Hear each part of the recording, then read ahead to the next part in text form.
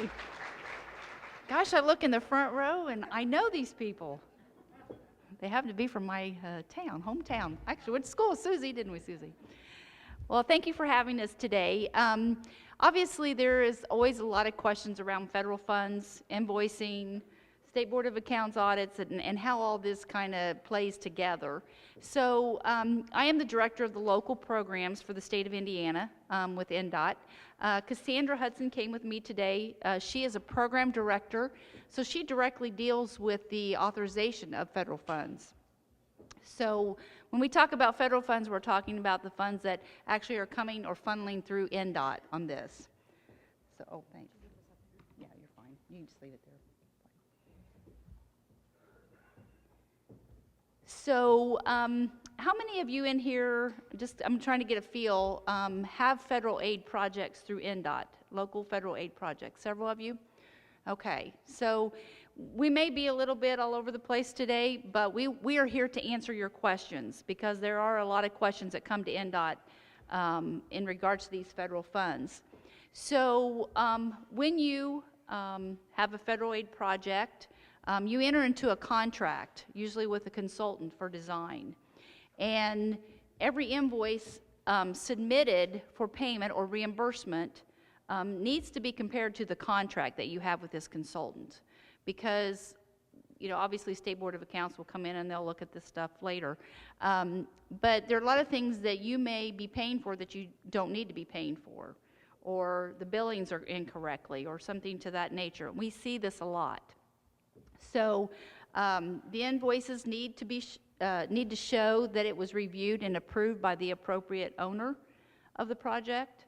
Actually, that would be your local government that owns that project.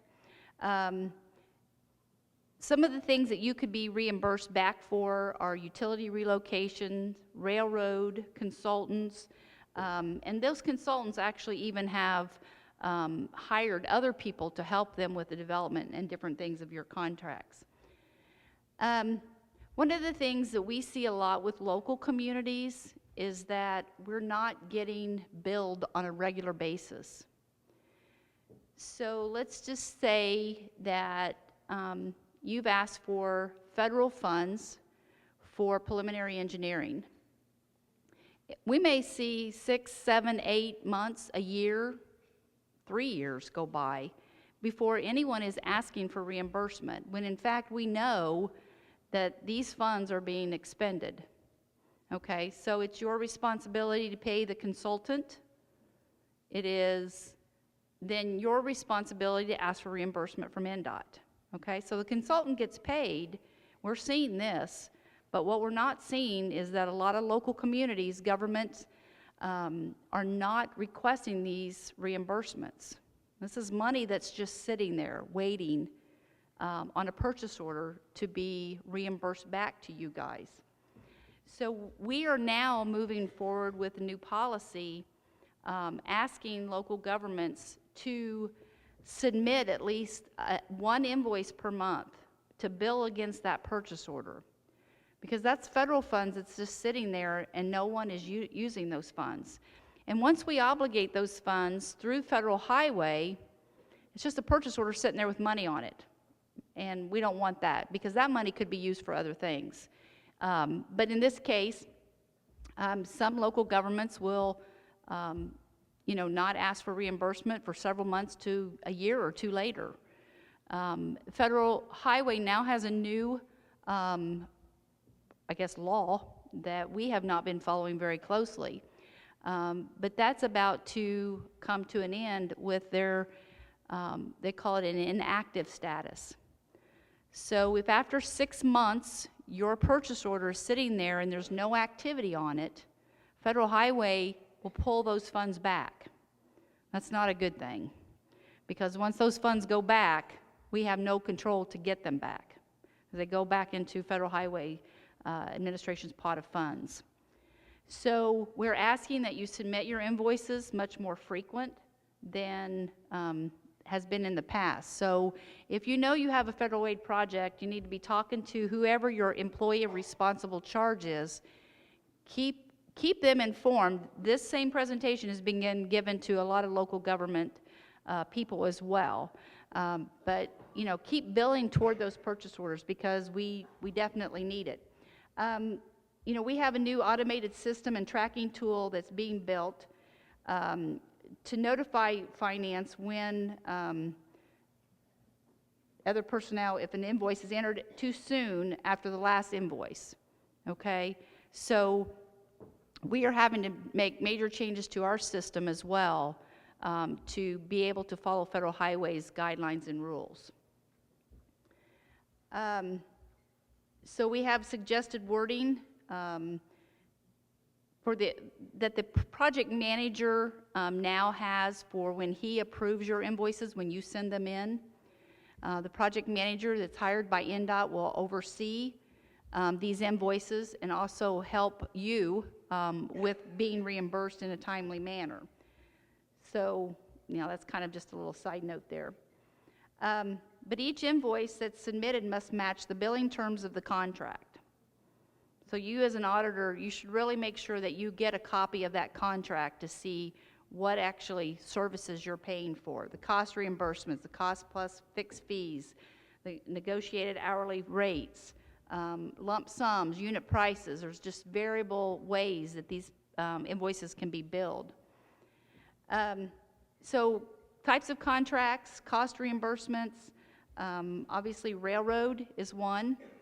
Utility relocation, such things as employee hours and pay rates, labor surcharges, materials, supplies, subcontracted work, transportation cost. There's just a lot of different things that you could be billing for reimbursement as a local. The cost plus fixed fee contract would be more for the employee-specific hourly rates, your overhead, actual cost, fixed fees, and so forth. So know what kind of contract that you have. The negotiated hourly labor rate would be more contract-specific, labor categories and rates, and other allowable expenses. The lump sum contract obviously is a percentage of completion. So if you have a contract that basically says we're going to charge $1 million for this project or services, you won't know what you've paid for each item individually, but you will know when you get to be like maybe 85% complete when you have obligated or spent 85% of that. So it's kind of hard on a lump sum contract to tie down your cost per item. And then you have unit price, which is the price for specific work of items. So you know that you are paying for a laborer at $85 an hour, or you're paying for that survey at $150 an hour, something to that effect. So know what kind of contract you have, and then when you get your invoice, review those against each other, compare them. Invoices should or should not contain, should have appropriate documentation to support the cost that's being billed to you, like employee timesheets, invoices, mileage logs, receipts. We will have many invoices that will come in, and when we talk to the local government about some of the cost, it's, you know, well, they don't have justification for those. You're paying for these services. These are federal funds that we as taxpayers, you know, we need to make sure that we're being good stewards of. So I can tell you there are many inaccurate invoices that are turned into Indot. So this actually saves you money in the long run if you're more vigilant up front. Limitations should not be charged for, like such things as durable goods, computers, cameras, those types of things. And travel must meet both the terms of the contract and the IDOA policy. Okay, so there are things that go around with that. So that's one of the things we wanted to talk to you about today. Let's just stop right there for a minute. But does anybody have any questions about invoicing when it comes to Indot and getting reimbursed? No, that's good. We all know what we're doing, right? Did you have a question? No? Okay. Okay, well, one of the things that is kind of a stickler with a lot of people local communities is the State Board of Accounts has a new policy that started about a year ago where you have to show proof of payment to whoever you hired, a consultant, for instance, before you can be reimbursed back by Indot. So, that's caused a lot of issues with local governments because no longer is there usually checks, there's electronic transfers that happen. We're working through that with a lot of communities, especially smaller communities. And I know it's cumbersome, but, it's something that Indot is required to do now by State Board of Accounts. So in order to seek back some of your reimbursements, you need to make sure that, that's happening. Another thing with Federal Highway, as I spoke about a little bit earlier, they are implementing new rules to say has the inactive date that I said. So after 6 months, if you don't ask for reimbursements and that purchase order sits there, you will lose those funds. Now, I can tell you, if you're due back $500,000 and Federal Highway pulls those funds back from you, you're not going to be very happy. So this has got nothing to do with Indot. It's just that we are being made to do this as well. So we are trying to work with local governments to make sure that they are very well informed of the new processes. Federal Highway has put an end date to these types of phases for projects, and as long as you are not, if you're using those funds and you're invoicing on a regular basis, everything will work out fine. But once you start letting these things set, then that becomes the issue. I don't think that the issue would lie with you guys as auditors. I think it's going to be with the ERCs or the people who are running those projects on a daily basis. So you need to make sure that you're telling them that they need to get these invoices into you because you don't want to lose your federal funds. I had one community that had a construction project that was completed. 3 years later, we're ready to close the purchase order out. They had gone through all of its final audits. There's 3 audits as it goes through Indot. And we got to noticing that there was a substantial amount of money on their construction inspection purchase order. This community was due over $500,000. And we sent email after email after email after email. We have it all documented. Said, you have to get these into us because Federal Highway is about to take this money away because this is part of what we didn't realize was happening. And then obviously when Federal Highway implemented their new rules, we started looking at all these old purchase orders. It took 3 months to finally get this community to understand they were no longer going to have access to this money. And to be perfectly honest with you, they never gave us the invoices. That purchase order was closed out. $500,000. I can only imagine if that was me, I would be fired in a heartbeat. Just think what your community or government could do with that $500,000. This is not unusual, unfortunately. It happens quite frequently. Cassandra deals a lot with local governments on invoices one-on-one every day. So when you know you have a federal aid project, be very vigilant in communicating with these ERCs, employees of responsible charge, that have been put in charge of your federal aid projects, because I hate to see any local community lose their funds. Does anybody have any questions about? Yes.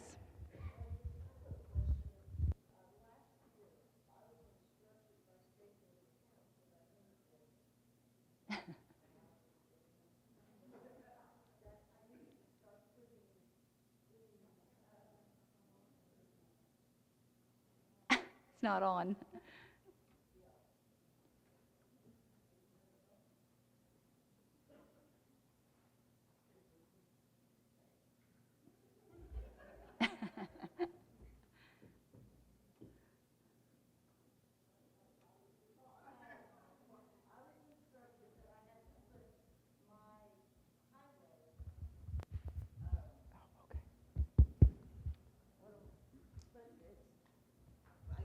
reimbursements from Indot, and they said that they need to go on my federal grant schedule.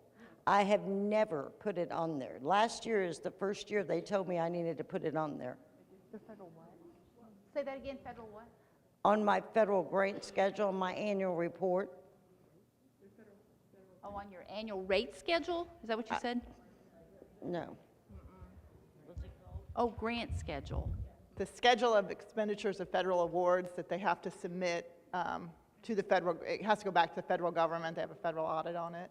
Okay. They have so- to identify all of their federal funds. Yes, and that's a new thing that we are dealing with NDOT too on the audit side of State Board of Accounts, because they're not only looking at NDOT federal funds or looking at Okra federal funds or IHCDA or economic development, any type of federal funds. And we were found, at that time, we were kind of smacked on the hand, NDOT was as well, because of these different types of federal funds that were being funneled, because we're supposed to be monitoring subrecipients of these federal funds. So I'm really not totally sure, is there a federal fund number or grant number that's different for different state agency federal funds? Is that what, so they're trying to identify what federal funds are coming from which state agency then, I would say. Does that make sense? I think the question is that when they receive the money, it needs to be identified that this is federal money, not state money, and what the CFDA number, which is the catalog of federal domestic, it's the federal number, goes with it. So they Right. know how to identify it, and if it doesn't come through Indot, they don't, how do they get that number? How So do they does the know? purchase order that the local government will get a copy, should get a copy of the purchase order? And there should be that number on that purchase order.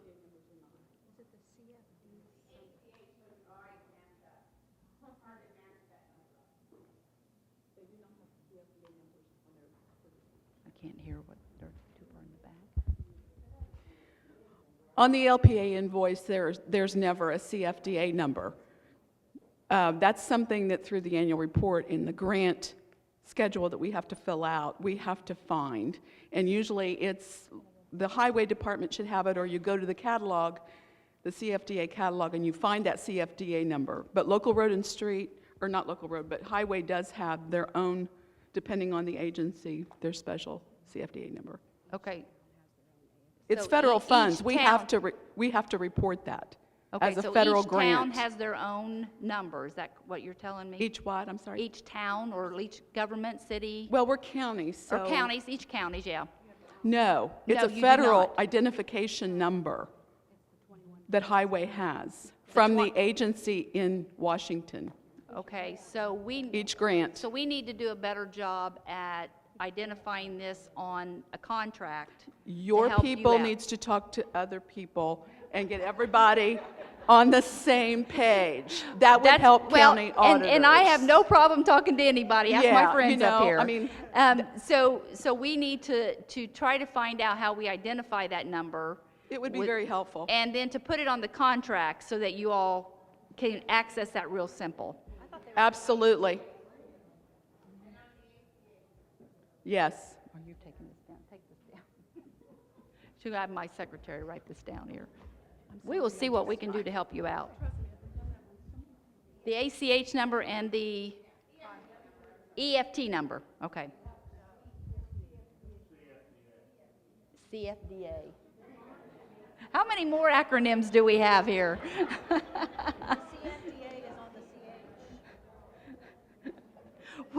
We'll go back and we'll have them all confused, but we'll try to get you an answer. We will try to make this easier for you, because we understand dealing with state government is not the easiest thing in the world. Believe me, I deal with them on a daily basis. So, I thought the CFDA number was automatically on the vouchers now.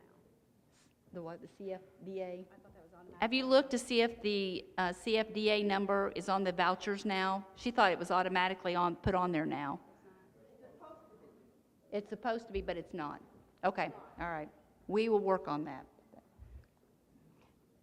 We want to try to make your jobs easier, as easy as possible, because it is difficult to get through all these different coding things that everybody has. I think my question's easier, but I saw something about On your automated system, something is commissioner-driven, but what was that? Because my commissioners will probably want to know. If we're videotaped, I'll have them watch this. But what was that? And also, another part of my question is it 6 months after the project ends or 6 months after we pay? Are you wanting us not to wait till the end? Is that? Yes. Okay. Okay, so commissioner-driven. Yes.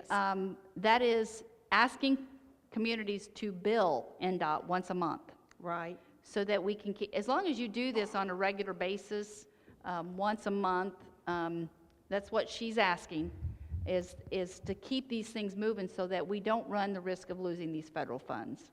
Okay, so that's the commissioner-driven, because we have a new automated system now. So when something gets 6 months of inactivity, NDOT identifies it, and we try to do something before Federal Highway identifies it as inactive, okay? So then we would be trying to get a hold of local communities, and we're trying to say, you know, we need to bill, so forth. Really, it's kind of hard for me to believe that somebody wouldn't bill, but they do. So that's the commissioner-driven. The 6 month is NDOT's automated system that we've put in there to say, once it hits 6 months, it's going to kick it out and say, here's an inactive purchase order. Okay, so we're trying to stay one step ahead of Federal Highway, because then at 9 months, they will identify, once they identify it, it's almost impossible to say they're going to, you know, there's a reason for it. And you know, we've asked local communities for, why are you not billing? And we get such, you know, well, we lost so-and-so, we haven't been able to fill this position. That is not a viable reason for Federal Highway. Now, if you're out and, you know, you build up to the point where you're caught up and then you run into some archaeological things, maybe that's a different story, where you have to stop development of your project and you have to go dig for arrowheads or whatever, pottery or whatever. But still, what I'm saying is there's very minimal of those excuses that Federal Highway is accepting, because we have been going through this. They're being lenient with us right now at NDOT with these things. So this is why we're trying to go out and get the word out to local communities, counties, cities, towns, everybody who receives these federal funds, you know, bill us regularly so that we can keep these things moving. You know, if you don't want your $500,000, I got somebody else that'll take it. So, and we don't want to send it back to Washington. We want to use it here in Indiana. Do you have a list of all the open POs and things that you have that we would know that something was open prior to this whole thing happening? If you're saying that it could be 3 years out, that whoever it was that was there back then is no longer there anymore? Right. What we do have project-specific purchase orders. So let's just say you have a bridge replaced in your county, and maybe that was 2 years ago. The employee of responsible charge, that's the person that deals with this project on a daily basis. Lots of times it's county engineers, you know, maybe somebody that the commissioners themselves have you know, appointed. But those people will know those project specific. And if you can get a hold of your district program director, that's like Cassandra here. So if you're from Cassandra's from the Greenfield district. So if you are a county and you're in, what county are you from? Clark County. So, okay. So I could talk all day long to you about Clark County. But yeah, there's a lot of things. But anyway, a lot of projects in Clark County. That's what I meant. Your county commissioners can give you that information, and you can contact, in this case, Debbie Auld at Seymour District, because you fall there. She can look that information up to see if there's an open purchase order, how much money's left on that. She can give you any information that you need. And that employee of responsible charge should also know where you stand as far as those billings are concerned. I've had some communities, and I'm telling on my own community here, but bridge inspections. Every one of you in here receive federal funds for bridge inspections. We've actually changed the bridge inspection contract from a lump sum to a contract now that is specific to each bridge. So we know, you know what you're getting for your money. How much are you paying to inspect each one of those bridges in your area? But unfortunately, 6, 7 years ago, the county that I live in didn't request this, and those funds were taken away. And so, unfortunately, they lost all their federal funds and was not able to recoup those. So, bridge inspections are big when it comes to federal funds as well. So, if there's any question about any project that you have, there's a DES number that's attached to that, or if you know of a description of it. We replaced Bridge 52 on County Road 300 North. We can look that up in our system. And we will be able to tell you if there's any money left on that purchase order. So then you as an auditor could go back and say, okay, have we turned in all the invoices? Have we got reimbursed for everything that we are owed? Because it could be that there's money left on a purchase order at the end. That's not unusual either. So, but we can help you with that. Okay, 2 questions. Okay. Is this going to be on the site? Yes? Presentation. Do Will what? your presentation be on the site, on the, Yes, if you leave me a copy. Yeah, I can leave her a copy of it. Yeah. Okay. Then also, can we find out who the contact person is that we talk to for our county? Uh-huh. Will there be something like that? We could probably get you something. Are you familiar with the districts within Indot's? If you go on Indot's website, the state of Indiana is divided into 6 parts. The northeast is the Fort Wayne district, northwest is LaPorte district. We have Crawfordsville, central west, central east is Greenfield, southeast is Seymour district, and then Evansville is the other one, the southwest. But if you go on Indot's website, it will tell you which of those districts are where, and there's phone numbers on there that you can call to get those program directors, is what they're called, local program directors' names. Or You're you welcome. can call me directly, you can give them my number. if you Or call Cassandra. All of you can call Cassandra. You could call me and I can direct you. My number is 317-467-3413, and that's Cassandra Hudson. You can call me and I can direct you to the right person. Any other questions? We are here, unfortunately, sometimes it feels like we are not here to help you, but we are here to help you. And if you run into an employee who is not getting you the information that you need, call Cassandra. No, you can, my email address is in Indot's website. Feel free to email me, because I've had to step in to help local communities get their reimbursements, unfortunately, sometimes, when someone feels like it's not due. But we want to do everything we can to help you recoup those funds, because they're vital to counties. I know, my county struggles sometimes finding funds, don't we, Kay? So, anybody else got any questions for us? Anything off topic? I'm here. I'm more than happy to answer anything you may have that's Indot related. Nope. Okay. Well, thank you for having us. We appreciate you. So thank you.